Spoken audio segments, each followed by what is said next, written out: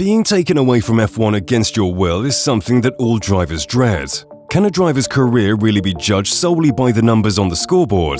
From promising beginnings to unforeseen endings, these drivers' journeys in the world of Formula One are filled with twists and turns that left fans and pundits alike scratching their heads. In fairness, this list could have been all Red Bull drivers.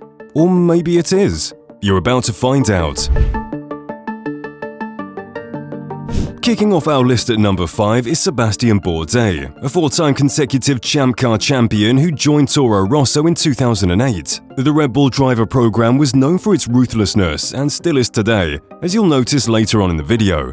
This caused Bourdais to face immense pressure to prove his worth in the world of Formula One. Something that certainly didn't help his career within the Red Bull driver program was the fact that his teammate was none other than the rising star known as Sebastian Vettel. As Vettel's star began to shine brightly with regular points finishes and a historic victory at Monza, Bourdais struggled to find his footing in the highly competitive F1 environment. Although he managed to score points during the first half of the 2009 season, Toro Rosso decided to unexpectedly replace him in the middle of the 2009 season with Spanish youngster Jaime Alguersuari. The way the partnership ended was a source of disappointment for Bourdais, with communication issues and a lack of face-to-face interaction from Red Bull. Bourdais said this about his departure from F1: "The way they got rid of me was very disappointing. Dietrich Mateschitz was at the track, but he did not speak with me. He did not call me. Everything was done by SMS, which to me has no style." However, team boss Franz Tost denied that Bourdais had been done by text.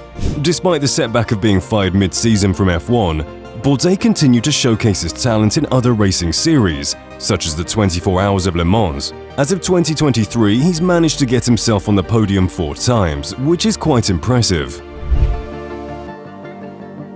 In 2019, a young driver with a pretty well-known last name began his F2 career: Mick Schumacher, son of F1 legend Michael Schumacher. Mick started driving for Prima Racing and instantly made an impact, displaying remarkable racecraft, something that he brought into F1, believe it or not, but more on that later. He got his first F2 win at the 2019 Hungarian GP and finished the season ahead of teammate Sean Gelael. Mick finished his first F2 season in a commendable 12th position, 213 points behind the championship winner, a driver that we'll reveal soon, as he also made our list. An honorable mention goes to the GOAT who finished second in the 2019 F2 Championship, none other than Nicholas Latifi. Mick's second season in F2 showcased his growth as a driver, as he started the 2020 season with podium finishes in Austria, Hungary and Spain. His podium finishes got more and more consistent, a trait that is needed for an F1 driver. Through his consistency and racecraft, Mick Schumacher secured the F2 Championship title with his outstanding performances for Prima Racing. His F2 Championship win earned him a contract with Haas F1 team for the 2021 season, which ignited immense excitement and expectation for fans across the world. Even before his F1 debut, Mick joined the Ferrari Driver Academy in 2019, emphasizing the special family ties with Ferrari. As the 2021 F1 season began, Mick and the infamous Nikita Mazepin, aka Mazepin, teamed up to replace Kevin Magnussen and Romain Grosjean as the 2 Haas drivers. The Haas car of 2021 was, let's say, less than desirable if we're being kind. But if we're being honest, it was probably one of the worst F1 cars in a very long time. This of course didn't help Schumacher's reputation, as he was nowhere near the front or middle of the grid. Despite this, Mick secured a 13th place at the Azerbaijan Grand Prix, as well as reaching Q2 and qualifying 14th at the Turkish Grand Prix. This is quite an excellent achievement considering the state of that Haas car.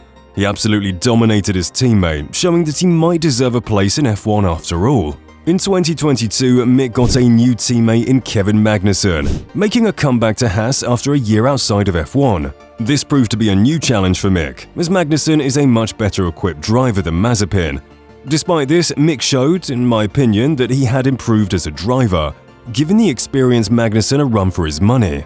Mick earned his first F1 points at the British Grand Prix, finishing in 8th place, followed up by a 6th place finish at the Austrian Grand Prix. At the Canadian Grand Prix, Mick qualified an astonishing P6, before a heartbreaking engine failure, which of course was out of his hands.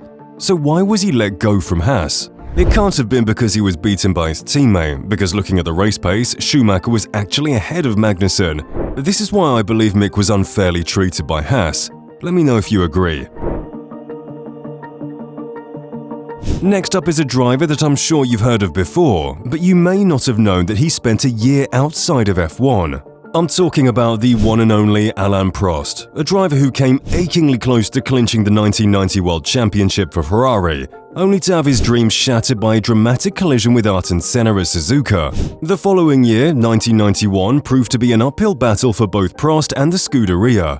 Despite achieving 3 second-place finishes during the season, Prost faced significant challenges with the handling of the Ferrari 642 and 643 chassis. His candid criticism of the car's performance, coupled with his public expressions of dissatisfaction with the team's direction, strained his relationship with Ferrari. Adding to the difficulties, the departure of team boss Cesare Fioro earlier in 1991 further exacerbated the already tense situation within the team. Ferrari's decision to drop Prost ahead of the season finale in Australia marked the end of a tumultuous chapter for the Frenchman and his association with Ferrari. Nevertheless, Alain Prost's immense talent and unyielding determination were evident when he made his comeback to Formula One with Williams in 1993.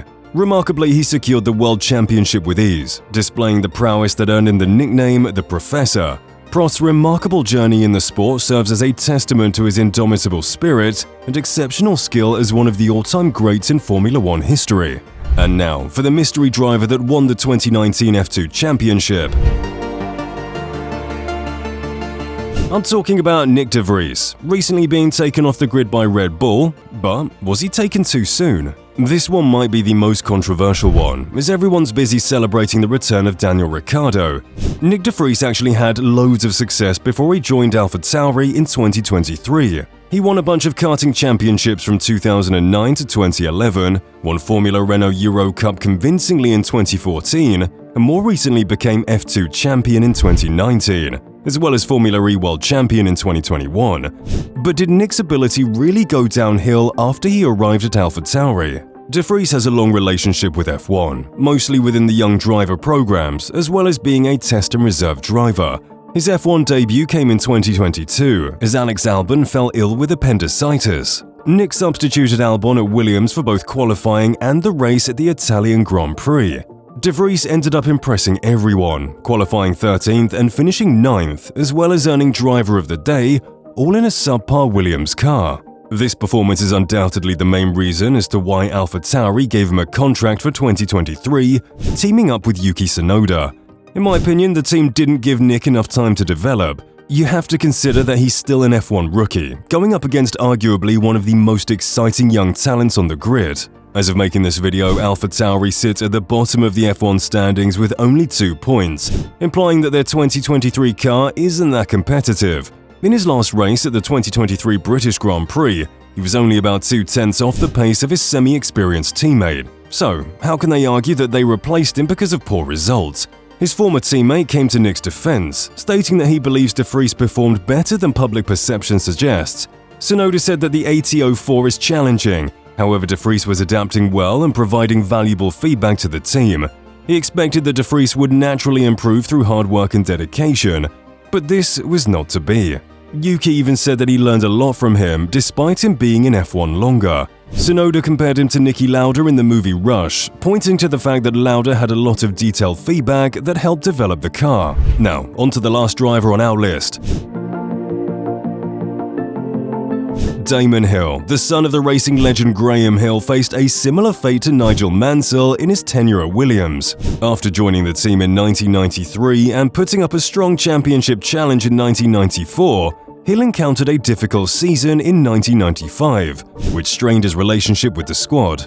The turning point came with the arrival of rookie Jacques Villeneuve in 1996. The fresh competition rekindled Hill's fighting spirit, leading to a much improved season where he found himself embroiled in a tense championship battle against his young teammate. However, behind the scenes, Hill already knew that his time at Williams was limited. Contract negotiations hit a roadblock, primarily due to the financial aspect. Hill was seeking a significant pay increase from $7.5 million to $12 million, but the team was unwilling to meet his demands and chose to end discussions. Even though Hill ultimately secured the title in a thrilling season, the die was cast, and his departure from Williams was inevitable. The team opted to look elsewhere, leading Hill to join the backmarket team Arrows for the following year. In his place, Williams brought in Heinz-Harald Frentzen. Thus, like Mansell before him, he'll face the reality of leaving Williams despite his championship success. The financial aspects and the dynamics within the team play crucial roles in determining his fate, showing that even in the highly competitive world of Formula One, decisions are often influenced by more than just on-track performances. These 5 drivers found themselves confronting the bitter reality of an unexpected departure from their respective teams. It was a fate they never wished for, but it's what they had to endure. However, their stories didn't end there. Despite the heartbreak and disappointment, these drivers displayed resilience and determination that set them apart. They refused to let one setback define their careers. If you've made it this far, it would be of great help to the channel if you liked the video and subscribed if you want more content like this. Do you agree that these drivers were treated unfairly, or did all of them deserve their fate? Let us know in the comments down below. Until next time.